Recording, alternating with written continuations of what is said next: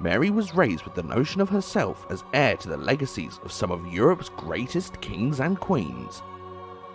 Catherine herself supervised Mary's early education, providing foundational religious instruction, teaching her daughter to speak French and Spanish as fluently as English, and instilling great pride in both Mary's English and Spanish heritage. Mary was also instructed in music and dance, both of which, like her parents, she showed a talent for. At 4 years old, she honoured a delegation from the King of France with a performance on the virginal, a forerunner of the harpsichord.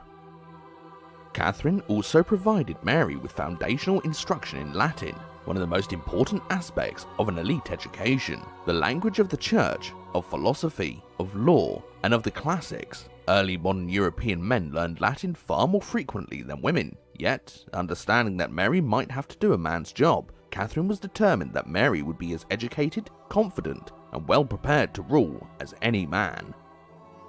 Catherine's own experience of having a strong, independent, indeed, legendary mother like Isabella of Castile, a great military commander and queen in her own right, almost certainly influenced Catherine's approach to raising and educating her daughter. It is perhaps partly because her mother did not doubt that Mary could be queen, that Mary herself acquired the confidence and conviction of her eventual right to accede to the throne.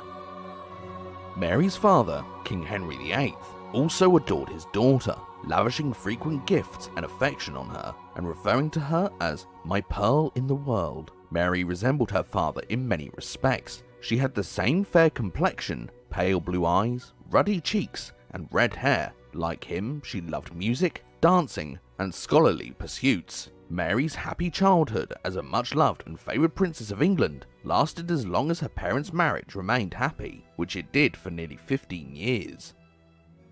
When Mary was 9 years old, her father, still lacking a legitimate son, made her the de facto Princess of Wales, vaguely confirming that she was heir to the throne of England. He sent her to Ludlow Castle in the Welsh Marches to rule Wales in his name, and to complete her education. This practice was typical for a king in waiting, but some historians emphasise the fact that, while Mary was treated in every other way as heir to the throne, she was never officially invested with the title of Princess of Wales, which no woman in history had ever held, except the wife of the Prince of Wales.